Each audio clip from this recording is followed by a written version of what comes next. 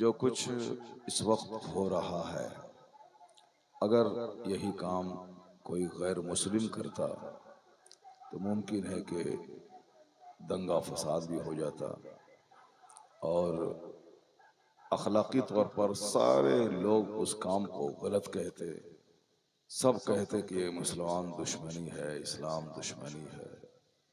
और हमारे 10 लोग जाके बात करते, उससे कह देते कि साहब तुम को भी अगर अपना फंक्शन करना है तो जरा साउंड का रुख उधर मोड़ दो।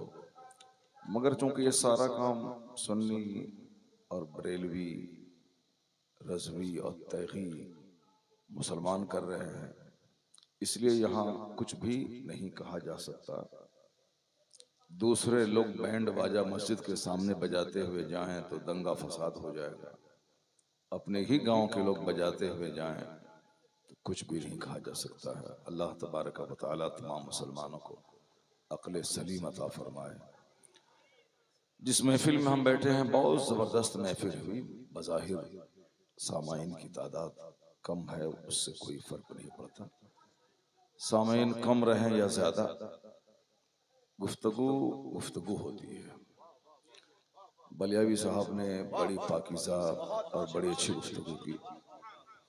जो गुफ्तगू बरेली के 25 लाख के स्टेज पे भी नहीं होती है, वह गुफ्तगू आपकी महफिल में हो गई है। तो इसलिए आपकी महफिल बहुत कामयाब है। जब नीयतें अच्छी होती हैं तो अल्लाह तबारक व तआला उस महफिल में बरकतें अता कर देता है। मौलाना अलाउद्दीन साहब बड़े अच्छे मेहनती खतीब हैं। मैंने नकीब आज़म हिंदुस्तान मौलाना महबूब गौहर की ज़बानी इनकी तारीफ सुनी। मुमकिन है कि हम लोग भी किसी प्रोग्राम में साथ रहे होंगे, लेकिन चूंकि एक महफिल में 2-4 मेहमान रहते हैं तो कोई आगे कोई पीछे गुफ्तगू चूंकि जगे हुए थे तो मैंने थोड़ी देर 2-4 जुमले बलियावी साहब की सुन लिया, लेकिन अगर आंख लग गई होती तो मुझको पता भी नहीं चल पाता कि वो क्या बोले नहीं बोले। इसी तरीके से जलसों में अक्सर होता है। तो मुलाकात मुमकिन है कि अलाउद्दीन साहब से हुई हो, उनकी गुफ्तगू भी हुई हो, लेकिन चुने मैंने तवज्जो नहीं दी, मैंने गौर नहीं किया। तो महबूब गौहर साहब की ज़बानी सुनने को मिला कि बड़ा अच्छा खिताब करते हैं। अल्लाह तबारक व तआला मौलाना अलाउद्दीन साहब की गुफ्तगू में और बरकतें अता फरमाए। उन्होंने इस देहात में छोटा सा मदरसे की कमान संभाली है। जाहिर सी बात है, एक मदरसे को अरूज पर पहुंचाने के लिए एक बड़े खतीब की जरूरत होती है, और खतीब अगर मदरसे को कुछ नहीं दे पाए तो सबसे बड़ी चीज ये शोहरत दिला देता है। मैं आज जिस मदरसे में हूँ, जिसका प्रिंसिपल हूँ, दारुल उलूम कलीमिया का, वो तो अपने इलाके में भी उसका तारुफ कम था। दरस आलिया जिस तरह हजारों हैं, उसी तरह से एक मदरसा था वो, और आज सारा हिंदुस्तान उसको जान रहा है। चूँकि खिताबत के जरिए मदरसे की एक पहचान हो जाती है। तो अलाउद्दीन साहब मेहनत भी कर रहे हैं। मैंने बहुत सारे मदरसों को देखा महबूब साहब की ज़बानी, मगर मदरसा छोटा है मगर बड़ा खूबसूरत है माशाअल्लाह। लोग अपने घरों में टाइल्स मार्बल नहीं लगाते, और मदरसे में खूबसूरत टाइल से सजा हुआ कमरा, बरामदा मैंने देखा, मुझको बड़ा अच्छा लगा। अल्लाह तबारक व तआला इस मदरसे को तरक्की अता फरमाए। और मदरसा छोटा है मगर काम कितना बड़ा है कि 4 हुफ्फाज़ कुरान को कौम के हवाले किया गया है। हालांकि अक्सर ऐसा होता है कि मदरसा बहुत बड़ा है लेकिन फारिग बच्चे नहीं मिलते। बच्चे कितने फारिग होते हैं, पता चला कि 10 साल में 5 साल में 1-2 बच्चे फारिग होते हैं। लेकिन मदरसा छोटा है और साहब 4 हुफ्फाज़ कुरान कौम को दे दिए गए। अल्लाह तबारक व तआला इन बच्चों के सीनों में कुरान पाक को महफूज फरमाए और खूब कुरान पाक पढ़ने, समझने, उस पर अमल करने और दूसरों तक ये पैगाम पहुंचाने की इन्हें तौफीक अता फरमाए। आज की गुफ्तगू में चूँकि अल्लाह के वली से मंसूब है ये महफिल, और बिलखसूस ये माह रबीउल आखिर 11वीं का महीना है, और हर तरफ सरकार गौसे आज़म रज़ी अल्लाह तआला अन्हु की विलायत, करामत, उनकी बुजुर्गी, उनकी तालीमात का चर्चा है। उनकी जिंदगी तो एक अपार समंदर की मानंद है। सारी जिंदगी बोलता रहे मगर बंदा थक नहीं पाया। बस साफ लफ्जों में आपने सुना कि जिस तरह सारे पैगंबरों और रसूलों में इमामुल अंबिया वल मुरसलीन मुमताज हैं, लाजवाब हैं, उसी तरह औलिया और सालिहीन की सफ़ों में शहनशाह बगदाद का मर्तबा सबसे बुलंद है। क़यामत तक कोई वली नहीं हो सकता जब तक कि गौसे आज़म की उस पर मोहर न लगे।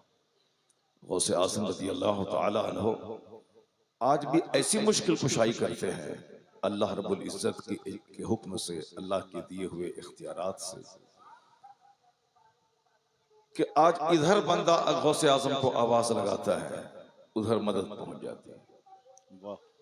हमारा भी जिंदगी का हजारों बार का तजुर्बा है। सुभान अल्लाह, सुभान अल्लाह। एक बार मैं पटना के बाजू जहानाबाद की एक मस्जिद में रहता था, जलसा जुलूस के ताल्लुक से। उस वक्त हमारी उम्र थी 22-23 साल, फारिग हो चुका था। अपनी जिंदगी का पहला जलसा अपनी निगरानी में करवा रहा था। उस जलसे में हजरत अल्लामा अरशदुल क़ादरी साहब रहमतुल्लाह अलैह को, उसको भी मैंने बनफ्स नफीस दावत देने में खुद गया था। पहली मुलाकात थी उनसे। उनकी किताबों का मुताला मैं पहले कर चुका था, लेकिन मुलाकात के बाद तबीयत बाग हो गई। और आज सुन्नियों के सीनों में जिन मुहाफिज़ीन की धमक है, उनमें एक आला नाम अल्लामा अरशदुल क़ादरी अलैहि रहमतुल्लाह।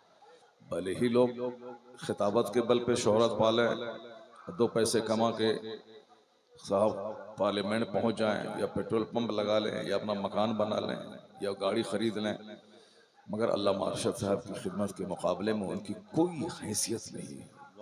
जो आज बड़ी बड़ी बातें करते हैं, अल्लामा साहब का एक जलजला उनकी 1000 खिताबत पे भारी। क्या बात है। अल्लामा साहब का एक ज़ेरो ज़बर उनके हजारों खुतबात पे भारी। उनके खिताबात हुए, पॉलिटिकल काम किया, पैसा कमाया, पहुंच गए संसद भवन, 2-4 पैसे कमाया, लेकिन अल्लामा साहब को आज लाखों उलमा पढ़ते हैं। जो अभी पैदा नहीं हुए हैं, वो भी जब पैदा होंगे तो अल्लामा अरशद साहब की तसनीफात का मुताला करके जबरदस्त सुन्नी बन जाएं।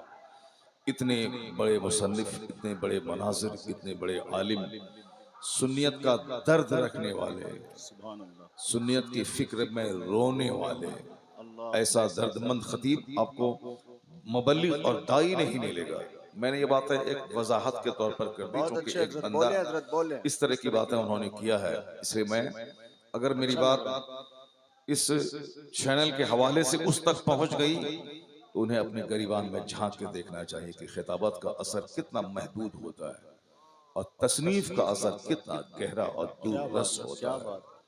आज हम लोग आला हजरत को इसलिए जानते हैं, अगर वो भी एक आम वली की तरह होते, इंतकाल कर गए होते, तो सिर्फ उर्स लगता चादर चढ़ रही, लेकिन आला हजरत आज हर महफिल की जीनत है और आज हर उलमा इकराम की ज़बान पर उनका चर्चा है। पूरी दुनिया में आला हजरत का चर्चा, उनकी लाइब्रेरियाँ, उनकी तसनीफात से मुज़य्यन है। उनका सलाम लाखों मस्जिदों में पढ़ा जाता है, सिर्फ इसलिए कि आला हजरत एक मामूली सूफी का नाम नहीं है, इस्लाम की खिदमत करने वाले जबरदस्त मुसन्निफ, जबरदस्त मुजद्दिद, जबरदस्त वली का नाम है। उनकी 1000 किताबें क़यामत तक रहेंगी, और जब तक वो किताबें रहेंगी डंका किसी काम चोर का नहीं बजेगा, डंका आला हजरत फाजिल बरेलवी का बजेगा। इस दुनिया में 1000 बुराइयां पैदा हो जाए, इतना तो जरूर है कि काम का जादू सबके सर चढ़ के बोलता है। काम चोरों को कोई पसंद नहीं करता, न बीवी, न माँ, न बच्चे, न समाज के लोग, मगर मेहनती जद्दोजहद करने वाले लोगों को अपने रिश्तेदार के अलावा सारा समाज उसको अपनी आंखों का तारा बना लेता है। काम पसंद किया जाता है। जो औरत सिर्फ अपना चेहरा दिखला के शौहर के जज्बात से खेलती है, बस उसकी मुद्दत मुख्तसर होती है, लेकिन जो औरत मेहनती होती है और अपने घर के सारे काम का सलीका मंदी से करती है अपने शौहर के अलावा शौहर की माँ बाप भाई बहन आने वाले सारे मेहमानों को अपनी हुनरमंदी से खुश रखती है। वह बहुत देर तक उसकी इस हिकमत का जादू चलता है और सबके दिलों में उनकी इज्जत की धाक बैठ जाती है। क्या बात। तो काम बोलता है, काम से इज्जत होती है। आला हजरत ने अपने बाप के लिए कभी कोई किताब नहीं लिखी, इसको नोट कीजिएगा। उनका बाप बहुत बड़ा खतीब, बहुत बड़ा आलिम, बहुत बड़ा मुतकल्लिम था, मुफ्ती नकी अली खान रहमतुल्लाह अलैह। लेकिन एक भी किताब आला हजरत ने अपने बाप की बायोग्राफी पे नहीं तहरीर की। आला हजरत फाजिल बरेलवी के दादा बहुत बड़े बुजुर्ग थे, लेकिन एक भी किताब आपने दादा की बायोग्राफी पे नहीं लिखी। जब भी कलम उठाया इस्लाम पे कलम उठाया, जब भी आपने किताब लिखी है इस्लाम पे होने वाले हमलों का जवाब दिया। जब भी नामूस रिसालत पे अटैक हुआ है, एक जबरदस्त मुजाहिद की तरह आपने उस हमले को सीरियसली लिया, उसका जवाब दिया है। और ऐसा जवाब दिया है कि आज तक वहाबियत तिलमिला रही है, वो रजा के नेज़े की मार है कि अदू के सीने में गार है, किसे चारा जोई का वार है कि ये वार वार से पार। सुभान अल्लाह, सुभान अल्लाह, जिंदाबाद जिंदाबाद। काम के आदमी को जाना और पहचाना जाता है, सिर्फ बोली वाले आदमी को कोई देर तक नहीं पहचानता। तकरीर किया, पैसे कमाया, खाया पिया, मर गया, कोई उसका एहसान मिल्लत पे उतना नहीं होता है। एहसान मिल्लत पे मुजद्दिद का होता है, एहसान मिल्लत पे इस्लामी अनवानात पे लिखने वाले राइटर का होता है। तकरीर की मुद्दत आर्जी होती है, तसनीफ की मुद्दत दायमी होती है। अल्लामा अरशद साहब उसी कद के जबरदस्त आलिम दीन, मुबल्लिग आज़म का नाम है, इसे उनके एहसानात को कोई घटा नहीं सकता, कम नहीं कर सकता बकवास करके। जबकि हदीस पाक आया है कि उज़कुरू महासिना मौता को, आम मुसलमानों के ताल्लुक से भी है कि अपने मुर्दों का जिक्र अच्छाई से किया करो। अगरचे कमजोर मुसलमान था, बुरा था, हालत ईमान में मरा, तो हदीस में आया है उज़कुरू महासिना मौता को। नबी मौसम अलैहिस्सलाम फरमाते हैं कि अपने मुर्दों का जिक्र अच्छाई से किया करो। अच्छे जाए कि एक आलिम, एक मुबल्लिग, एक दाई, एक मुनाज़िर, एक मुफक्किर, एक दानिश्वर, एक नुक्तादा, उस्ताजुल उलमा, बानी मदारिस कसीरा, जिसके पास ढेर सारे एजाजात जिसकी जिंदगी में है, उनके खिलाफ जबान खोलना ये अपनी इज्जत को मिट्टी में मिला देना है। अल्लाह तबारक व तआला अल्लामा साहब की कब्र में करवट करवट रहमत नाज़िल फरमाए और उनके खिलाफ बकवास करने वाले लोगों को अल्लाह हिदायत नसीब फरमाए और इस तरह की बातों से बचने की तौफीक अता फरमाए। मैंने ये कहा कि उनको मैं दावत देने गया था, उस जलसे में वही मौजूद थी। ये और बात है कि हजरत उसमें नहीं आ पाए, लेकिन मेरी नई नई उम्र थी और मैं तैयारी कर रहा था। एक शहर से दूसरे शहर चंदा के सिलसिले में गया था ताकि जलसा कामयाब हो सके। नौजवानों की टीम जलसा कर रही थी, मेरा सपोर्ट उसके पास था, मेरी निगरानी थी। मैं चंदा करके वापस आ रहा था तो बरसात का मौसम था, ये ऑटो इसी पे हम लोग थे, तो ऑटो कीचड़ में पहिया फिसलने की वजह से बहुत दूर जाके गिर गया। हम लोग सवार थे, अब हालांकि उसी तरफ गिरे थे जिस तरफ ऑटो पलटा था, पिस गए होते, क्योंकि उस वक्त नौजवान थे, माइक हमारे हाथ में था, हम ऐलान वगैरह भी कर रहे थे। तो माइक हाथ में है, तार कनेक्टेड है। उस वक्त जब ऑटो पलटा और कई पलटन खाया उस ऑटो ने, मगर जैसे ही ऑटो गिरा उस वक्त मेरी जबान पे सबसे पहले या गौस अल मदद था। सुभान अल्लाह, सुभान अल्लाह, या गौस अल मदद। चूंकि बचपन से गुट्ठी में माँ बाप ने गौसे पाक की मोहब्बत पिला दी, आंख खुली ही उस घराने में है जिस घराने में गौसे पाक की फातिया हो रही थी, जिस घराने में आला हजरत का नाम लिया जा रहा था, जिस घराने में रोजाना महफिल मिलाद हुआ करती थी। इसलिए आज खतीब की हैसियत से थोड़ी सी पहचान है, बचपन में नात पढ़ने वाले की हैसियत से मेरी पहचान थी। सुभान अल्लाह। गांव की हर महफिलों में नात पढ़ते थे। लोग कहते थे कि शहरियार को बुलाओ, वो नात पढ़ेंगे। बड़ी अच्छी नात पढ़ता था। तो उस बचपन से ही या गौस अल मदद, और मालूम था कि गौस पाक का नाम लेने से मुसीबतें टलती हैं। मैं जब देखा कि अब मैं पलट रहा हूं, मुमकिन है कि पिस जाऊं, जबान पे या गौस अल मदद का जब जुमला निकला तो आप यकीन जाने कि ऐसा लगा जैसे किसी ने उठा के बहुत दूर फेंक दिया हो। वरना अगर आप वहीं गिर गए होते तो ऑटो में दब गए होते, लेकिन ऑटो इस तरफ गया और हम उठा के उस तरफ फेंक दिए गए। कुछ नहीं हुआ, सिर्फ कीचड़ लगी कपड़े में बस, क्योंकि बरसात का मौसम था। सिर्फ कीचड़ लगी, बाकी और कुछ नहीं हुआ। तो इस मेरी जिंदगी का 12 का तजुर्बा है, और आपको भी तजुर्बा होगा। जब भी मुसीबत में आप गौस का नाम लेते हैं, मैं तो कहता हूं कि माँ बाप को आप पुकारेंगे तो माँ बाप देर से पहुंचेंगे, लेकिन गौसे आजम उस वली आजम का नाम है कि इधर नाम लिया उधर उनकी मदद बगदाद से पहुंच जाती है। इधर आप नाम लें उधर मदद बगदाद से गौसे आजम की पहुंच जाती है। उस गौसे आजम का चर्चा आज हर तरफ हो रहा है।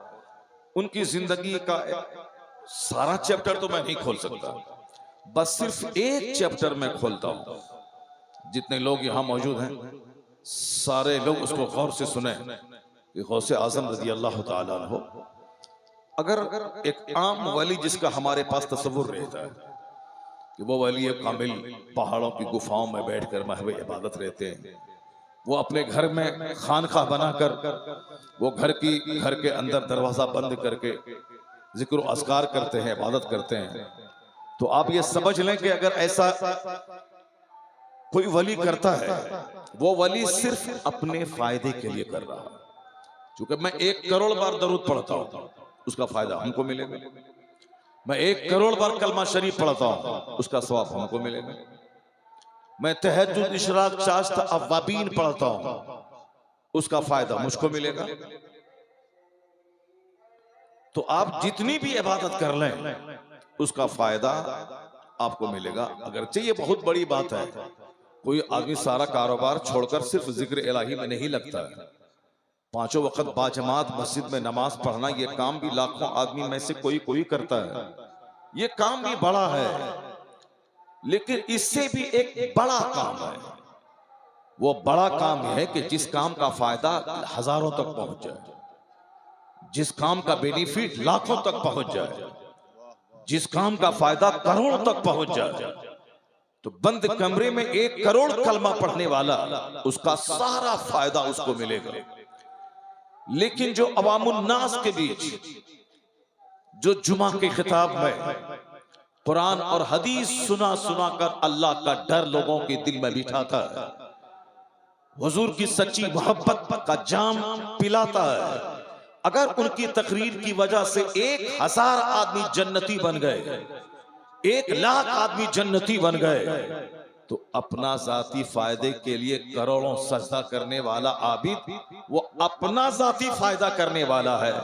लेकिन फराइज़ व वाजिबात की अदायगी के बाद अम्रे बिल मारूफ करके लाखों करोड़ों को अपने साथ जन्नत ले जाने वाला काम, ये काम करोड़ों सजदों से बेहतर काम है, क्योंकि उस सजदे का फायदा महदूद है और इस अम्रे बिल मारूफ का फायदा लामहदूद है।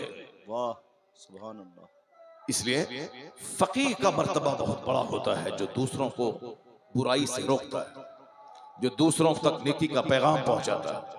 सरकार गौसे आजम सिर्फ एक इबादत गुजार वली का नाम नहीं है, चूंकि हदीस माया है कि मर रआ मिनकुम मुनकरन फलयुगय्यिरहु बियदिही।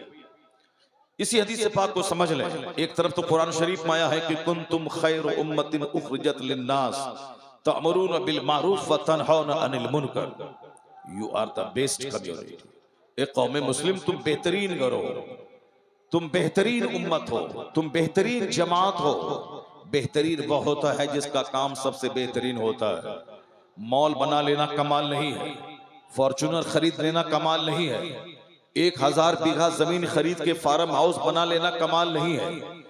कमाल है अपना मकसद हयात पूरा करना, जिस काम के लिए मैं पैदा हुआ हूं, अल्लाह की इबादत करना, दूसरों तक खुदा का पैगाम पहुंचाना, खुद नेक बनना, दूसरों को नेक बनाना, दुनिया के आर्जी फायदों से कतई नजर आखिरत के दायमी फायदे पे नजर रखना, ये कमाल की बात है। इसलिए अल्लाह ने कहा इसमें हमारी क्वालिटी को बताया कि तुम बेहतरीन उम्मत हो। क्वालिटी वो है कि तुम दूसरों को अम्र बिल मारूफ करते हो, अच्छाई का हुक्म देते हो, तुम लोगों को बुराई से रोकते हो। तो अल्लाह ने हमें खैर उम्मा कहा। अब क्वालिटी क्या बता दी कि तअमरून बिल मारूफ व तनहौन अनिल मुनकर। यू बीट वर्चूज, तुम वर्चूज को फैलाते हो, तुम मेरिट्स को फैलाते हो, तुम गुड क्वालिटीज को लोगों में बताते हो, और फॉरबिड वाइसेस, तुम डिमेरिट्स को रोकने की कोशिश करते हो। तुम समाज से एविल सिंस, गुनाह और पाप को दूर करना चाहते हो। तुम्हारा काम यही है। तुम इसी क्वालिटी की वजह से बेहतरीन गिरोह हो। तो खाने पीने वाला खाया पिया मर गया, लेकिन तुम खाने पीने मरने के लिए नहीं पैदा हो गए। मरना तो सबको है ही, सब मरेंगे। कोई खेत में मरता है, कोई एक्सीडेंट में मरता है, कोई शराब पीते मरता है, कोई तवायफ के कोठे पे मरता है, कोई जिम में एक्सरसाइज करते हुए मरता है, कोई नाचते हुए शादी की महफिल में मरता है। मरना तो सबको है, मगर कमाल है वह मौत जो नाचने की हालत में ना आ जाए, जो हालत सजदा में आ जाए। कमाल है वह मौत जो हालत तिलावत में आ जाए। कमाल है वह मौत जो इबादत करते हुए आ जाए। इबादत करते हुए मरना, ये कमाल की बात है। तो मरना तो सबको है, मगर कैटेगरीज हैं कि अच्छी मौत कौन मरता है। शहादत की मौत मरना, ये सबसे आला दर्जे की मौत। इसलिए अगर दुनिया के लोग ये कहते हैं कि फिलिस्तीन के बच्चे मर रहे हैं, अगर हमारा कसूर कुछ नहीं है, अगर मैं हक पर हूं और जुल्मन मेरे बच्चे शहीद कर दिए जा रहे हैं, तो उस पर तरस नहीं खाना है, फख्र करना है कि अल्लाह उसे आला किस्म की मौत अता कर रहा है। अल्लाह तबारक व तआला आला किस्म की मौत उसको अता कर रहा है, शहादत की मौत मर रहा है।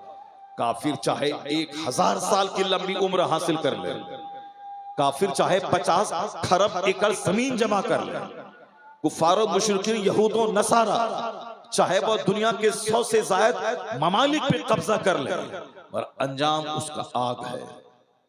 अंजाम आग है, अंजाम जहन्नम है, अंजाम दोनों जहान की रुसवाई है। मोमिन चाहे किराए के घर में रहे, मोमिन चाहे फुटपाथ पे सोए, मोमिन चाहे 3 टाइम ना खा के 1 वक्त खाए, मोमिन पैबंद वाला कपड़ा पहने, मोमिन अगर ईमान उसका बच गया, ईमान की हालत में मर गया, तो 200 से जायद ममालिक पे हुकूमत करने वाले कुफारो मुशरिकीन से खरबों गुना ज्यादा बेहतर है कि हुकूमत आरजी है। जन्नत जो पहुंच गया, अब जन्नत से निकलना नहीं है, दायमी फायदा उसके लिए। इस पॉइंट पे नजर जिस मोमिन की रहती है, वो मोमिन कभी नर्वस नहीं होता, वो कभी एहसास कमतरी का शिकार नहीं होता, वह मोमिन कभी दुनियावी दौलत न मिलने की वजह से फिक्रमंद नहीं होता, कभी नहीं रोएगा जब कारोबार खसारे में चला जाए। लेकिन चूंकि हमारी नजर भी उन काफिरों की नजरों की तरह कमजोर होती जा रही है, इसलिए हमारी नजर भी दौलत, मकान, अच्छा खाना पीना, पहनना ओढ़ना, मॉल, मार्केटिंग कॉम्प्लेक्स बनाने तक महदूद होके रह रही है। इसलिए हमें भी उसकी सजा मिल रही है। सजा ये मिल रही है कि दौलतों के कमाने के बाद बेचैनी की आग में जल रहे हैं, मकानात की तामीर के बाद मोहब्बतों से महरूम है। आज जो कुछ भी कर रहा है बाजू में, ये मोहब्बत की कमी का नतीजा है। यह काम वो कल भी कर सकता था, वो काम जो कल गुजर गया उस दिन भी वो कर सकता था, लेकिन आज ही करने का मतलब है नफरत, हसद, दुश्मनी, जलन। जब तुम अभी 12वीं शरीफ का जुलूस 3 दिन के बाद तुम निकाल सकता है, फर्ज वाजिब नहीं है कि जिस दिन है उसी दिन किया जाए, भले ही आज ही उर्स का दिन हो, लेकिन फितना मालूम है, फितना कत्ल से ज्यादा बदतर है। अल फितना तो अशद्दु मिनल कत्ल, कुरान में आया है कि फितना कत्ल से ज्यादा सख्त है। ये अल्लाह का कानून है, फितना फसाद करना, मुसलमानों को मेंटली टॉर्चर करना, आपस में नफरत का माहौल पैदा करना, ये मर्डर करने से ज्यादा सख्त गुनाह है। ये मैं नहीं बोलता, कुरान में आया अल फितना तो अशद्दु मिनल कत्ल। फितना करना कुरान में आया है कत्ल से ज्यादा सख्त होना। ये फितना नहीं तो क्या है तुम्हारा? बाजू बाजू में जलसे करना, एक तरफ साउंड कर देना और दूसरे जलसे को डिस्टर्ब करना। जो काम एक हिंदू मुशरिक काफिर नहीं करता है वो काम तुम कर रहे हो। अगर कोई हिंदू करता तो 50 मुसलमान जाके उसको कहता, वो मान लेता, या फिर हम अपने काम को मौखर कर देते। जैसे कि इस बार बारहवीं शरीफ के जुलूस के दिन उन सबों का कोई बड़ा त्योहार था। हैदराबाद में ओवैसी की क़यादत में जो जुलूस निकलता है, उस जुलूस को 3 दिन के लिए मौखर कर दिया गया, जबकि वो सांसद है, 25-30 साल से सांसद है।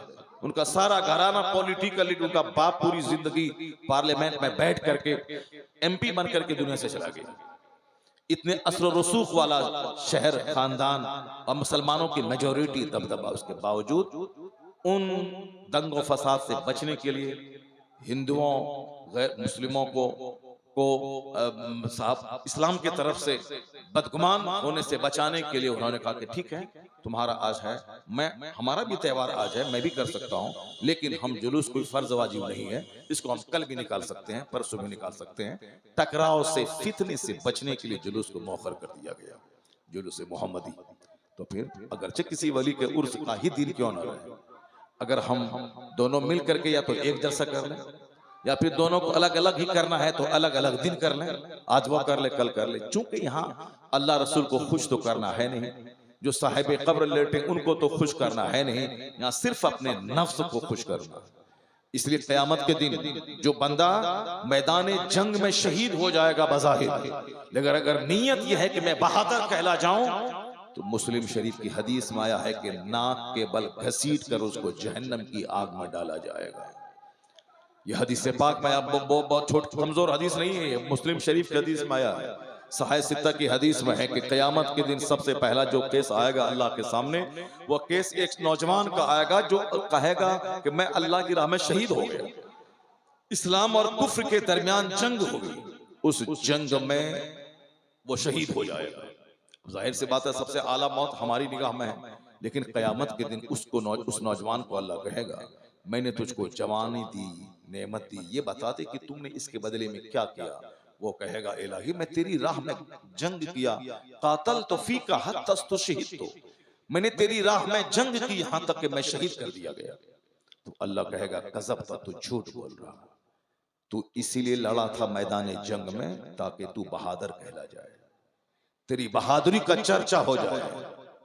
अब आप समझ सकते हैं कि इंटेंशन, नीयत का कितना बड़ा दखल है अमल को बर्बाद करने में और अमल को सुधारने में। नीयत थोड़ी सी बहकी, 50 हज को पानी में डूबने से कोई नहीं बचा पाएगा।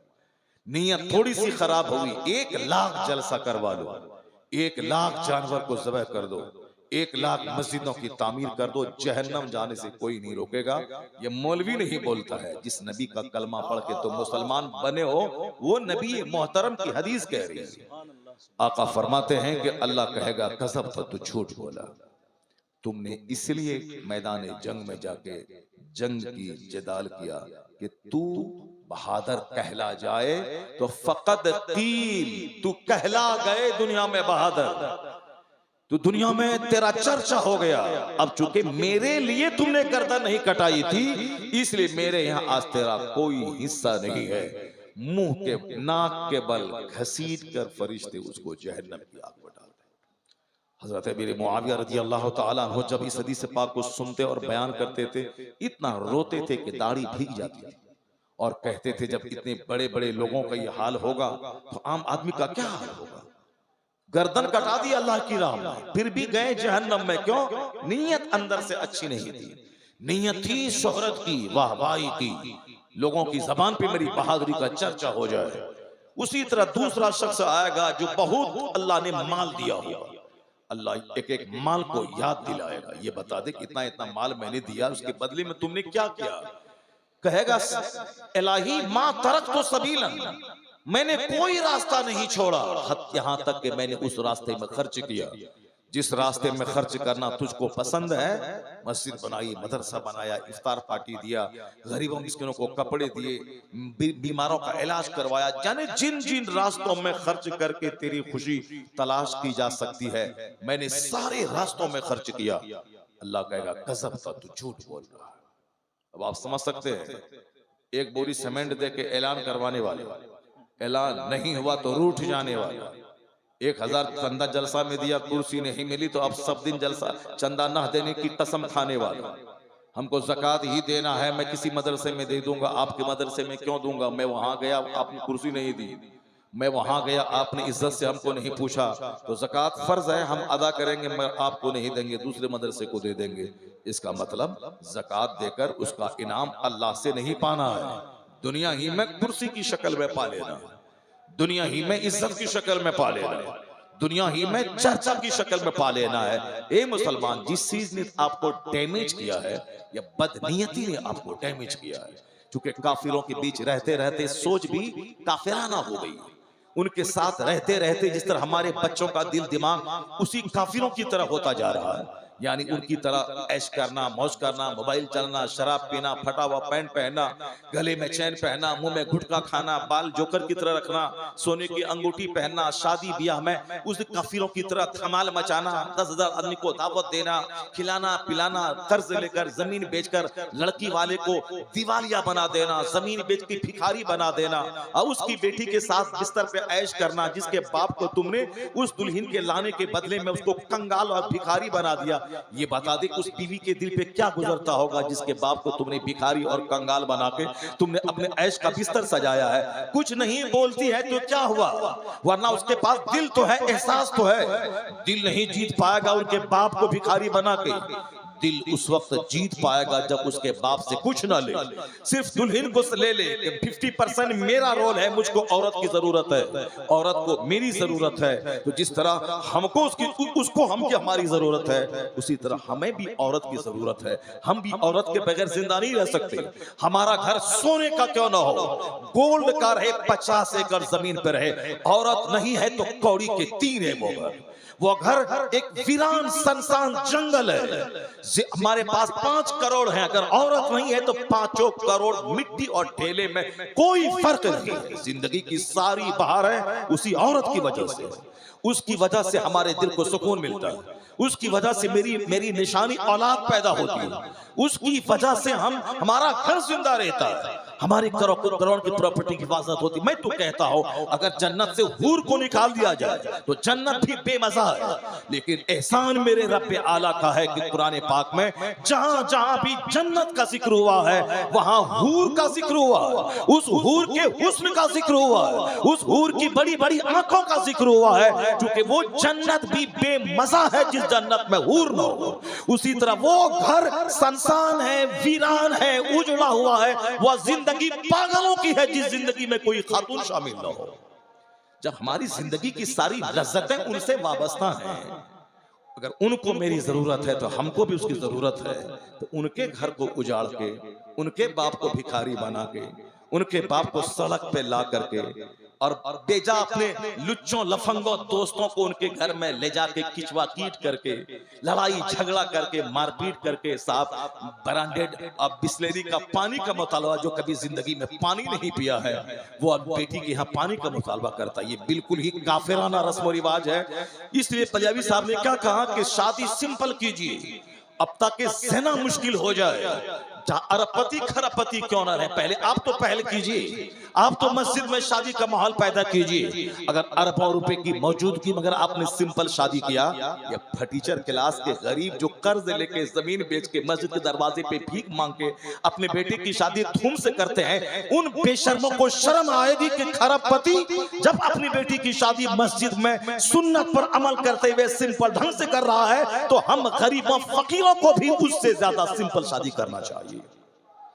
ये गांव समाज के जो रईस लोग हैं उसको मैसेज देना होगा, उसको बताना होगा। ऐसा नहीं कि मेरे पास पैसा है तो मैं जो चाहूं करूं और हमारी बीवी चाहे बाहर जाके नाचे, नहीं, पर पहले आप शुरुआत सुन्नतों पे अमल करने कीजिए।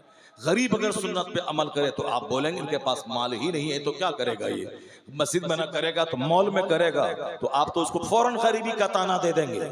लेकिन जो अरबों में खेलता है, अगर वो अपने बेटे की शादी मस्जिद में करवा ले तो वहां गुर्बत का ताना कोई नहीं देगा, वहां यही बोलेगा वाह क्या कमाल की बात है, पैसों की मौजूदगी में सुन्नत पर अमल करते हुए मस्जिद में शादी की है। तो फिर वह जो मखरूज होके करते हैं वो भी सिंपल करेंगे। जरा गौर से सुनिएगा, दौलतमंद से कहा जाएगा कि तुमने इसके बदले में क्या किया, तो दौलतमंद कहेगा कि मैंने हर रास्ते में खर्च किया, मदरसा मस्जिद यहां वहां जहां था खूब लुटाया। अल्लाह कहेगा झूठ बोलता है तुमने इसीलिए खर्च किया है ताकि तुझको सखी कहा जाए, तू सखी है, दुनिया में तुझको सखी कहा जाए। फकद कील, सखी कहला गए दुनिया में, चूंकि तुमने मेरी मोहब्बत में मेरे लिए सवाब की नीयत से तुमने मुझको खुश करने के लिए नहीं किया था, इसलिए आज हमारे यहाँ तुम्हारी उस नेकी का कोई बदला नहीं है। खरबों रुपए लुटा दे मस्जिद बनाने में, इफ्तार पार्टी में, और जाए कहां, नाक के बल घसीट कर फरिश्ता उसको जहन्नम में डाल देगा। ये लफ्ज आया है हदीस पाक में, सुहीबा, यानी उससे नाक के बल घसीटा जाएगा, उसे जहन्नम की आग में डाला जाएगा। इसलिए जो चीज फर्ज है उसको फर्ज समझिए, जो बेहतर है उसको बेहतर समझिए। काफिरों के बीच रहते रहते काफिराना सोच मत पैदा कीजिए। अक्लमंद वो नहीं है कि जो काफिरों के बीच रह करके गोबर को पाक समझने लगे। अक्लमंद वो है जो कीचड़ों में रहने के बावजूद भी अपने दामन को कीचड़ों से बचाने की कोशिश करे। अक्लमंद वो है जो सनीमा हाल के बाजू में घर है फिर भी 1 मिनट सनीमा हाल में न दे, बाजार में घूमने के बावजूद निगाहों को कंट्रोल में रखे। अगरचे माहौल हमारा मुशरिकाना आसपास का है, लेकिन जिस तरह हमारे बाप दादाओं ने अपना ईमान, अपना अकीदा सब कुछ बचाया, उसी तरह उनकी नस्लों को भी बचाना चाहिए। उनकी बोली नहीं बोलना चाहिए, उनका लिबास नहीं पहनना चाहिए, हर चीज में जो हमारे पैगंबर ने कहा उसका फॉलो करना चाहिए। अब नीयत बदली, करोड़ों खर्च करने के बाद भी जहन्नम चले गए। तीसरा शख्स जिसको बुलाया जाएगा वो होगा कौन, जिसको अल्लाह ने इल्म दिया होगा, जिसको अल्लाह ने इल्म दिया होगा, जो आलिम होगा। अल्लाह कहेगा कि मैंने तुझको इल्म दिया, तुमने उसके बदले में क्या किया? वो कहेगा इलाही मैंने मकतब में पढ़ाया, मदरसे में पढ़ाया, मस्जिद में खिताब किया। अल्लाह कहेगा तूने झूठ बोला, तुमने इसलिए इल्म हासिल किया था कि ताकि लोग तुझे आलिम कहें, तुम्हारी शोहरत हो गई दुनिया में, तुमने मेरे लिए इल्म हासिल नहीं किया था। तो मैं हराम और हलाल को पहचानूं, हक बातिल को पहचानूं, मैं अपने रब्बे करीम को खुश करूं, मैं अल्लाह रब्बुल इज्जत की रजा के लिए मैं काम करूं। नहीं, तुम तो नाम और नमूद के लिए तुमने पढ़ा था, जाओ दुनिया में आलिम कहला गए। हमारे लिए चूंकि तू पढ़ा नहीं था, इसलिए आज हमारे यहाँ उसका कोई बदला नहीं है। अल्लाह तबारक तआला हुक्म देगा, फरिश्ते फिर उसे मुंह के बल घसीट कर जहन्नम की आग में डाल देंगे। इन 3 लोगों का, 3 घरों का चर्चा इस हदीस पाक में है। इसी से अंदाजा लगा ले जो ड्रामा जलसा के नाम पे हो रहा है, कहां कहीं कहीं कौन सा चोर छुपा हुआ, दिल में कौन सा चोर है, दिमाग में कौन सा चोर है, शरीयत है कहां, तबीयत का राज चल रहा है, तब मन में जो आए उसको दिखला दे रहा है। मदरसा का मुकाबला है, क्यों? मौज के लिए। मस्जिद एक बनी है, नमाजी नहीं मिलते हैं, मगर मौज के लिए 4-5 मस्जिदें बन रही है। एक जलसे में कोई तकरीर सुन के नमाजी नहीं बन रहा, साफ सिर्फ दिखाने के लिए 5 मोहल्ले में 5 जलसे हो रहे हैं। इसका मतलब है कि ये रास्ता जन्नत का नहीं है, जो रास्ता आपने चुना है नेकी की आड़ में जहन्नम का रास्ता है, मस्जिद की आड़ में नफ्स पर परस्ती का रास्ता है, मदरसे की आड़ में क़यादत, लीडरशिप, रहनुमाई, सरदारी करने का रास्ता है। जलसे की राह में दूसरों की तहकीर, दूसरों की तजलील, दूसरों की तौहीन का यह रास्ता आपने चुना है। अगर शरीयत पे नजर रहे, सहाबा पे नजर रहे, अहले बैत पे नजर रहे, तो कभी यह काम नहीं होगा। हजरत इमाम हसन रज़ी अल्लाह तआला अन्हु ने हजरत अमीर मुआविया रज़ी अल्लाह तआला अन्हु को खिलाफत दे दी 3 शर्तों के साथ। 40,000 अरब आपकी तरफ से गर्दन कटाने को तैयार थे। दबना नहीं है, झुकना नहीं है, बल्कि मुकाबला करना है। हम आपके पीछे हैं, गर्दन कटा देंगे।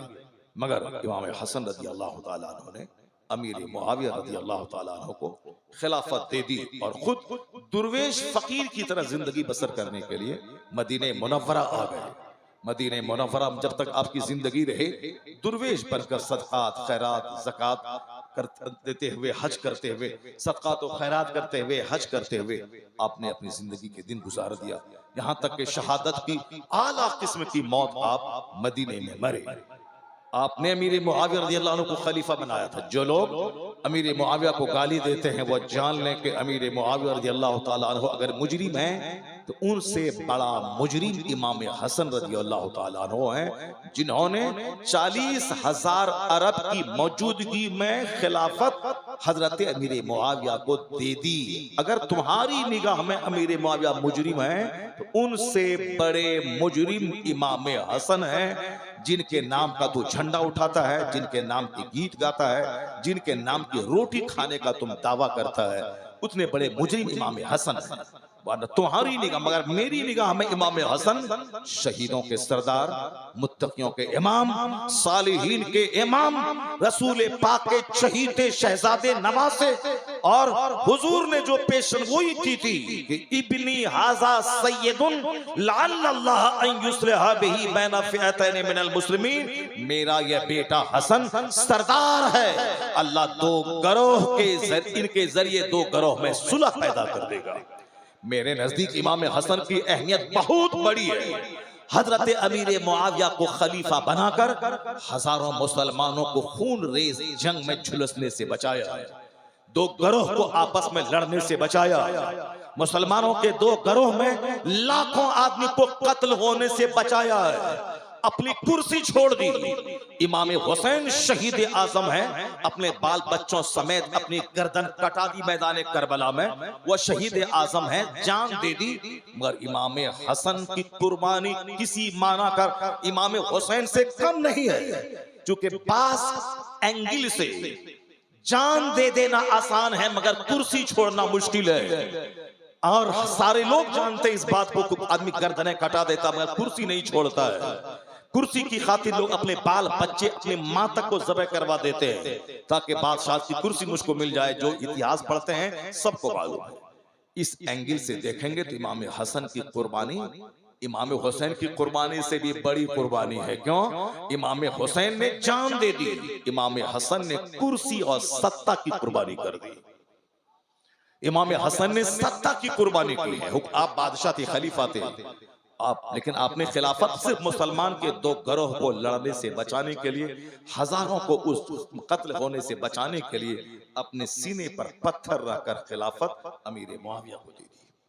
इसलिए अमीर मुआविया रज़ी अल्लाह ताला अन्हु सहाबी रसूल हैं और उन्होंने बहुत शानदार ढंग से 40 साल तक बहैसियत गवर्नर 20 साल, बहैसियत हाकिम 20 साल, 40 साल खिदमतें उसकी इस्लाम के लिए है। कोई उनको गाली देने वाला वो कोई अच्छा काम नहीं कर सकता है, अपने लिए जहन्नम का गड्ढा तो खोद सकता है, जन्नत का रास्ता वो नहीं है। जन्नत का रास्ता वो है अहले बैत से भी प्यार करो और सहाबा से भी प्यार करो, सारे सहाबा को इज्जत और सम्मान दो। अगर कोई वली का बेटा कल काफिर हो जाए तो उस काफिर होने से वली की विलायत पे क्या फर्क पड़ने वाला है। अगर किसी आलिम नमाजी पीर का बेटा अगर शराबी हो जाए तो उसकी शराब पीने की वजह से आलिम को तू क्यों गाली देगा। जवान होने के बाद सब अपना अपना जिम्मेदार होता है, इसलिए बेटा जवान हो गया, अब ज़कात खैरात सदका फित्र सब उस पर अलग से वाजिब फर्ज है, बाप पे नहीं है। तो जब उनके सारे आदाब अहकाम अलग अलग हो जाते हैं तो बेटा जब जवान होके बादशाह बना, अब उन्होंने अहले बैत अतहार का उनके दौरे हुकूमत में खून हुआ, शहीद हुए, उन्होंने उस पर नाराजगी का इजहार भी नहीं किया और कातिली ने इमाम से बदला भी नहीं लिया। इसका मतलब सारा काम उसकी निगरानी में होता रहा। तो यजीद पलीद है, यजीद खबीस है, यजीद जहन्नमी है, लेकिन उसका बाप कसूरवार नहीं है। बाप ने इसलिए नहीं दिया था कि तुम हुसैन आजम को कत्ल कर देना, बाप ने इसलिए गद्दी दी थी कि तुम इसकी हिफाजत करना, इसके हुकूक की अदायगी करना। जब तक हुसैन को नहीं खिलाना उस वक्त तक नहीं खाना। उस वक्त तो कह दिया, लेकिन बाद में अगर वो हुसैन का दुश्मन बन जाए तो बाप का कसूर क्या है। इसलिए जो लोग एक रुख पढ़ने के बाद गालियां देते हैं वो इस्लाम को सही रिप्रेजेंट वो नहीं करते हैं। अब जरा सुनिए मेरी बात जो मैं कहना चाहता हूं। इमाम हसन को बाद में बहुत दिनों के बाद किसी ने कहा कि आप शेम हैं, शेम है। शेम का मतलब शर्म है आप। जैसे आज कोई काम मुसलमान की तरफ से कोई गलत कर दे तो सारा मुसलमान कहता है कि शेम है, शेम। शेम का मतलब शर्मिंदा। आपने पूरी कौम का ख्याल नहीं किया। आप हमारे लिए शर्म है। जब कोई बड़ा काम कोई कौम का करता है, गांव का करता है, लोग कहते हैं ये हमारे लिए फख्र की बात है, ये हमारे लिए फख्र है। लेकिन अगर कोई गलत और घिनौना काम करता है तो आप कहते हैं ये हमारे लिए शर्म की बात है। Shame, shame, shame. तो इमाम हसन को लोगों ने कहा शेम। 40,000 अरब आपकी तरफ से गर्दन कटाने को तैयार थे तो आपने हुकूमत अमीर मुआविया के हवाले क्यों कर दिया? आप शेम हैं। इमाम हसन का जो जवाब है वह 50 टन सोने के पानी से लिखने के काबिल है।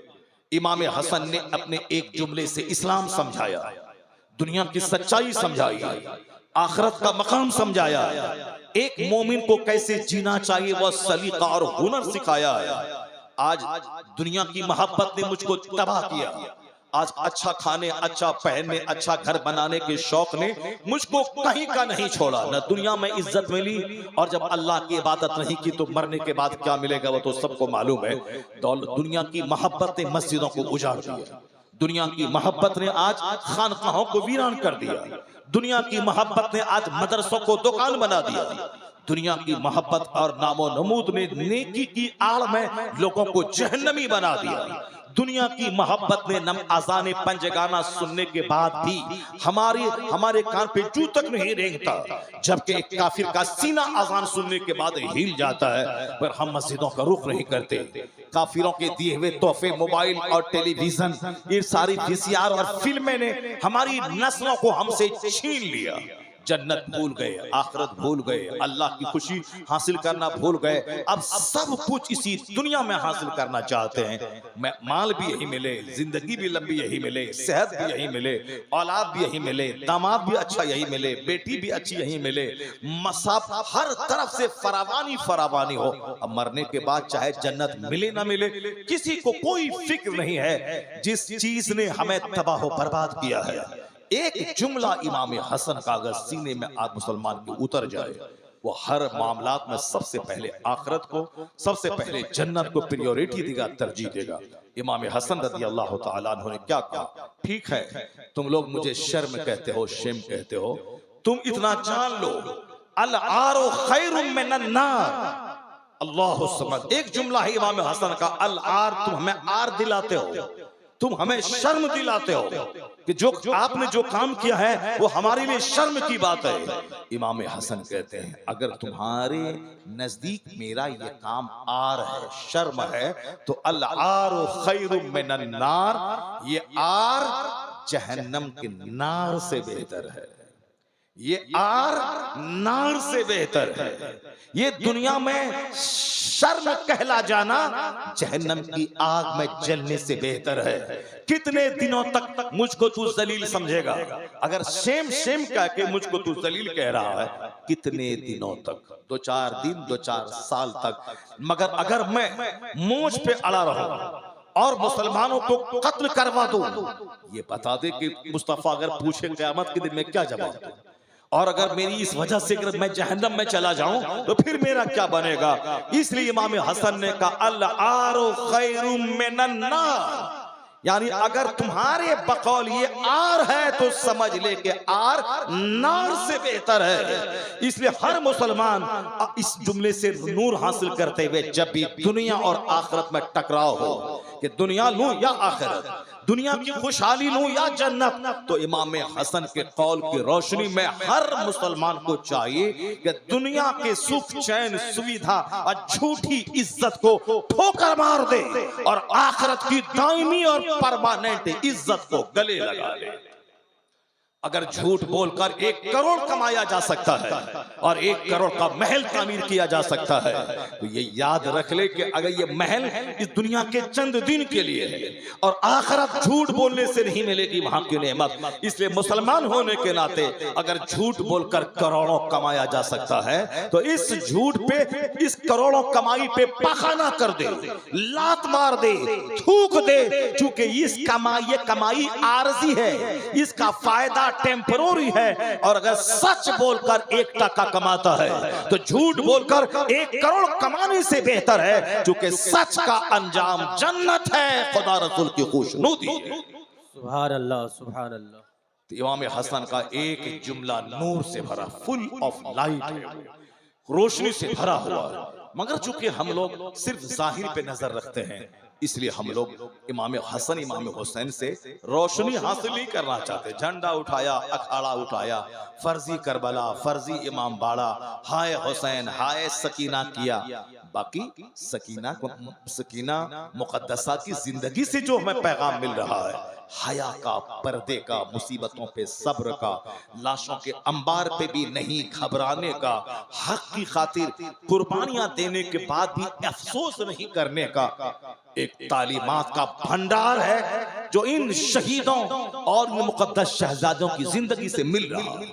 और हमने उस तालीमात को ताक पर रखकर उसे काफिरों के त्योहार की तरह हमने एक त्योहार बना दिया।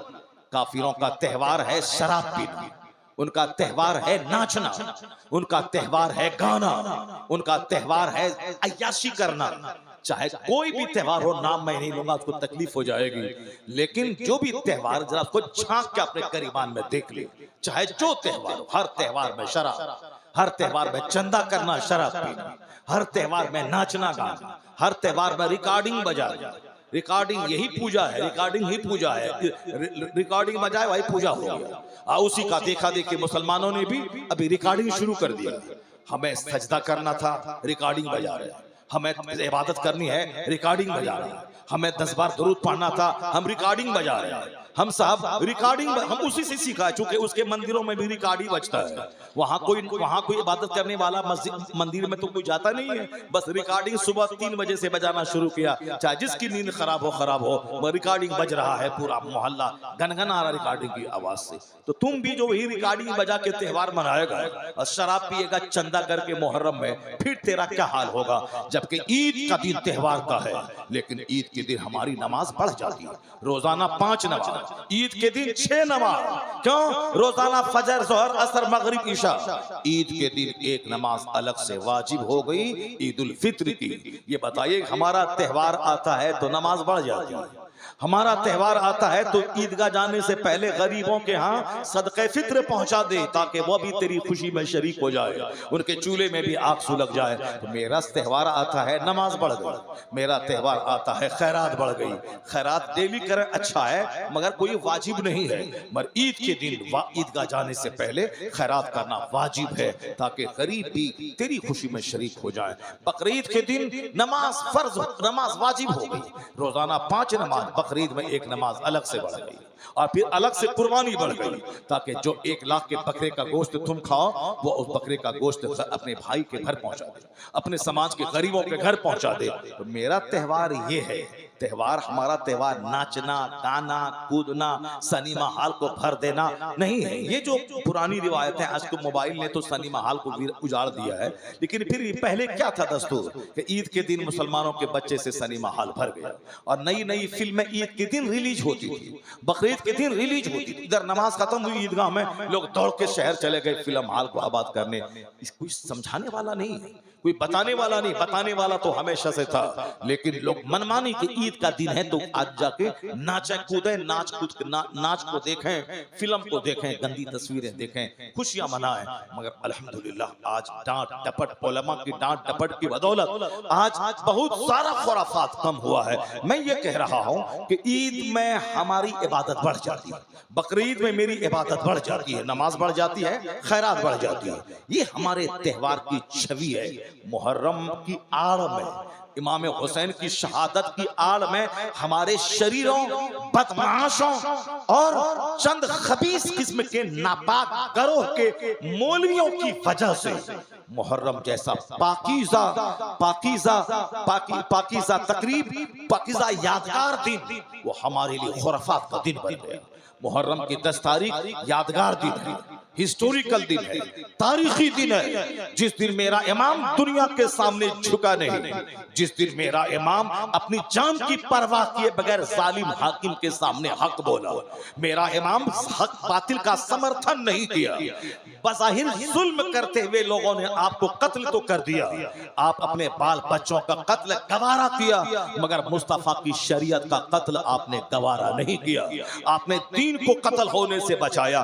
तो आज का वो दिन था कि मुसलमान कसम खाता कि हम भी अल्लाह की खातिर जान दे देंगे, अल्लाह की खातिर माल की कुर्बानी करेंगे, चाहे दुनिया पे आफत आए आखिरत को लूटने से बचाएंगे। तो हुसैन आजम की कुर्बानी का दिन, वो तिलावत का दिन, वो दिन नफल सजदों का दिन, वो दिन हुसैन की कुर्बानी बयान करने का दिन, वो इस्लामी शरीयत पर मजबूती से अमल करने और कराने का दिन था। मगर चूंकि काफिरों के बीच रहते रहते मेंटेलिटी उसी वही काफिराना होती जा रही है, इसलिए काफिरों की नाच मेरे यहाँ मुहर्रम की आड़ में वो नाच आ गई, उनके जैसा ड्रामा मेरे यहाँ आ गया। उनके छोकरे लुच्चे लफंगे जो चंदा करके शराब पीते हैं, वही चंदा करना, शराब पीना, ताड़ी पीना, अफीम खाना, चरस अफीम खाना पीना, चरस पीना, ये चरसी कहीं मेरा बन गया मुहर्रम की आड़ में। क्योंकि वह ईदगाह शराब पी के तो जा नहीं सकता है, वह बकरीद के दिन शराब पी के ईदगाह तो जा नहीं सकता है। अब मुहर्रम की आड़ में अखाड़ा के नाम पे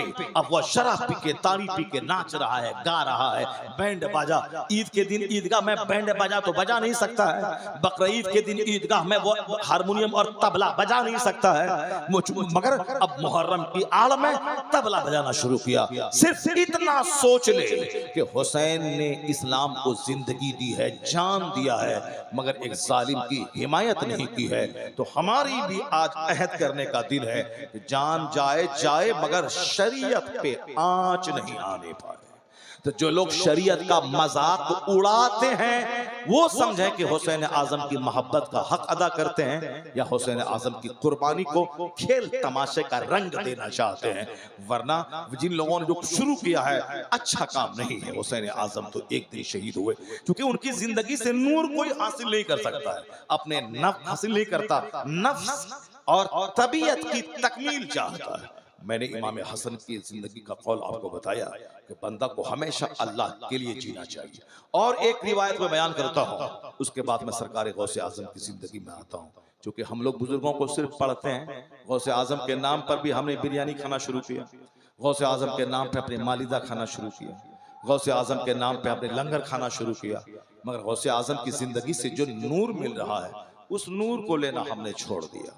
गौसे आजम की जिंदगी से जो नूर मिल रहा है, गौसे आजम के किरदार से जो हमें कैरेक्टर की पुख्तगी मिल रही है, गौसे आजम मामूली वली का नाम नहीं है, उन्होंने एक बहुत बड़े साबिर, बहुत बड़े शाकिर, मुसीबतों की आंखों में आंखें डालकर शरीयत पर मजबूती से कायम रहने वाले कायद का नाम गौसे आजम है।